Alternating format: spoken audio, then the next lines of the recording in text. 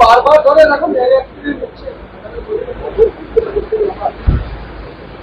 না, আমি সকাল 9টা থেকে আমার মনে হয় গভর্নমেন্ট অফ ইন্ডিয়া যখন খবরও পাইনি তখন থেকে আমাদের অ্যাডমিনিস্ট্রেশন যথেষ্ট অ্যালার্ট ছিল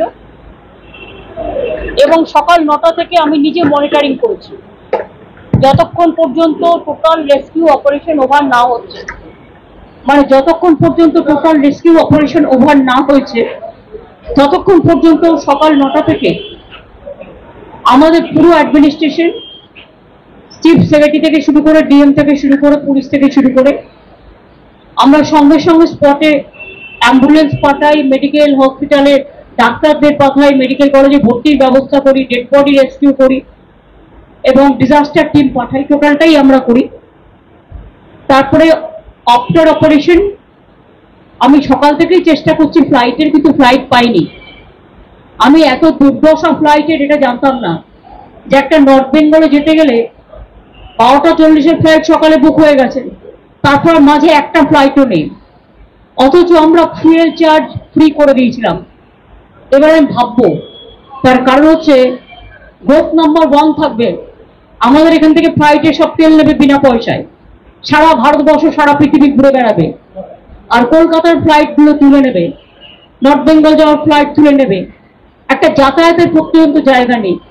আর আমাদের সরকারে যেটা আমরা জয়েন্ট ভেঞ্চারে চালাই সেটাও আমাদের না বলে চলে গেছে বাইরে, নেই, কেউ নেই। সুতরাং অনেক চেষ্টা করার পরে আমরা বেলা 12টা নাগাদ ইন্ডিগোতে বুক করি এবং সেখানেও আরেকটা মিস ইনফরমেশন আমাদের দেওয়া হয়েছিল, এয়ার ইন্ডিয়া আছে, পরে বলেছে বলো টিকিট পাওয়া যাচ্ছে না। আমি জানি না কি চলছে দেশে, অ্যাডমিনিস্ট্রেশনটা যদি এত ল্যাক অফ নেগলিজেন্স, এত ল্যাক অফ নিউসেন্স হয়, নিউসেন্স মিনস নেগলিজেন্স, রেলে বারবার অ্যাক্সিডেন্ট, আপনারা জানেন এর আগে পুরীতে যেটা হলো সেটাও আমি গিয়েছিলাম, এখনো ওখানে মনে হয় প্রচুর ডেড বডি পড়ে গেছে যাদের কোনো আইডেন্টিফিকেশন হয়নি, হয়তো এক রেটে পুড়িয়ে দেবে, অথচ যাদের গেল তাদের গেল। দেখুন অ্যাক্সিডেন্ট হতেই পারে, অ্যাক্সিডেন্ট কারো হাতে নেই এটা ফ্যাক্ট, কিন্তু সাথে সাথে এটাও ফ্যাক্ট অ্যান্টি কলিউশন ডিভাইস আমি তৈরি করে দিয়ে এসেছিলাম। এই যত দেখছেন কলকাতা মেট্রো থেকে শুরু করে, বেহালা থেকে শুরু করে যত নতুন মেট্রো, যত এবার এই যে গঙ্গা কি যেন বন্দে গঙ্গা টঙ্গার কিসব নাম নিয়ে যেন চালাচ্ছে বন্দে ভারত, এটা দুরন্ত একমাত্র স্পিড আপ হয়েছিল আফটার রাজধানী, সেটা কোথায় আমি জানি না, হয়তো সেটাকেই নকল করে একটা যেটুকু না করেছে তার থেকে বেশি ভাড়া বাড়িয়েছে। প্রতিদিন শিয়ালদায় মানুষের কি নিত্যযাত্রীদের যা সমস্যা আপনারা প্রতিদিন আমি দেখতে পাচ্ছি, এবং আমি জানি না এই জায়গাটায় কেন বারবার এটা ব্ল্যাক স্পট। তার কারণ হচ্ছে এর আগেও গাইসাল ইনসিডেন্ট হয়েছিল, যেটা মনে রাখবেন, ওর থেকে একটু দূরে চোপড়ার কাছে বর্ডারে ফাঁসি দেওয়াতে আজকে যেটা হয়েছে অ্যাক্সিডেন্ট, এটা আরো মারাত্মক হতে পারত। একটা ট্রেন এসে যখন আর একটা ট্রেনকে ধাক্কা মারে তখন ঠিক থাকে না একটা বডি কোলাপস হবে না 10টা কোচ, ইট ডিপেন্ডস অন। সুতরাং তাও 70-80 জন আহত, এখনো 20 জন ক্রিটিক্যাল আছে। আমি যেহেতু কোনো যাতায়াতের ব্যবস্থা ছিল না, চেষ্টা করা সত্ত্বেও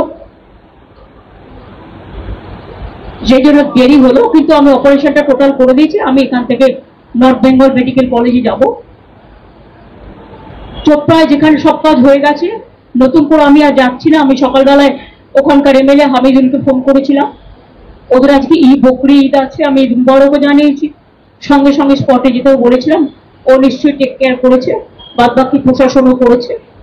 আমি নর্থ বেঙ্গল মেডিকেল কলেজটা করব, করে আমি তারপরে রাতে আমি শিলিগুড়িতে নিশ্চয়ই থাকছি না, কারণ আমি একটু কুচবিহার চলে যাবো ডাইরেক্ট, কারণ কালকে আমার দুটো কাজ আছে, আমি ওটা করে তারপরে আবার কাল সন্ধ্যের পরে ফিরে আসবো।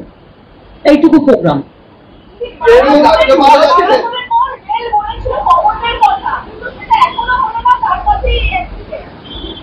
কি বলেছিল?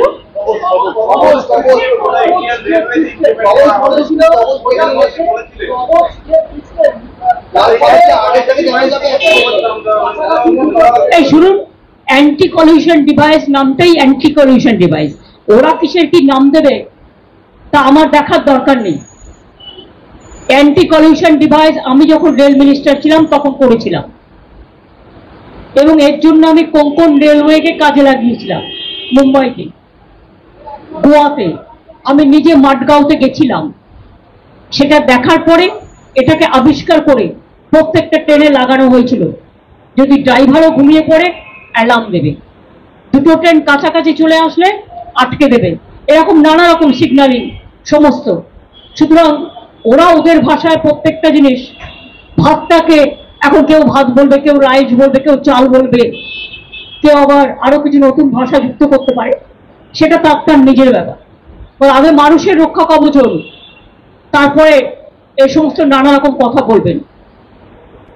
রেলে একটা শ্রী ছিল, আজকে তো আমি অনেককে শুনেছি, এটা ক্রিটিসিজম নয়, এটা একান্তই প্যাসেঞ্জার অ্যামিনিটিস এত কমে গেছে যে যাত্রী নাইট জার্নি করে, এমনকি যেগুলো স্লিপার কোচ, এমন বিছানা দেওয়া হয় শুতে, তাতে নানা রকম ডার্টি থিংস থাকে, বাথরুমগুলো পর্যন্ত ক্লিয়ার করা হয় না। Food quality also became very bad. আর এখন আর বলবো রেল ডিপার্টমেন্টও নেই, ওই ডিপার্টমেন্ট মানে ইয়াও হয় ওয়াও হয়। এখন তো আর রেলে বাজেট নিয়ে উঠিয়ে দিয়েছে, রেল মিনিস্ট্রিটা আছে, কিন্তু রেলের সেই আগের যে মাধুর্য সেটাকে নষ্ট করে দিয়েছে। সুতরাং rail have become totally parentless. Only you can see railway at the time of inauguration, so many talking points and so many beautification of words, and just like it's a fashion, but they don't take care about the passenger amenity. I'm sorry, I worked as a railway worker, so I know the things. Even they are not taking care for the railway officials, railway engineers, railway technical staff, safety security officials, and the workers also. They are also in problem. Their old pension is being withdrawn, whatever I have seen through the newspaper. But totally, I am totally with the railway employees and railway officials.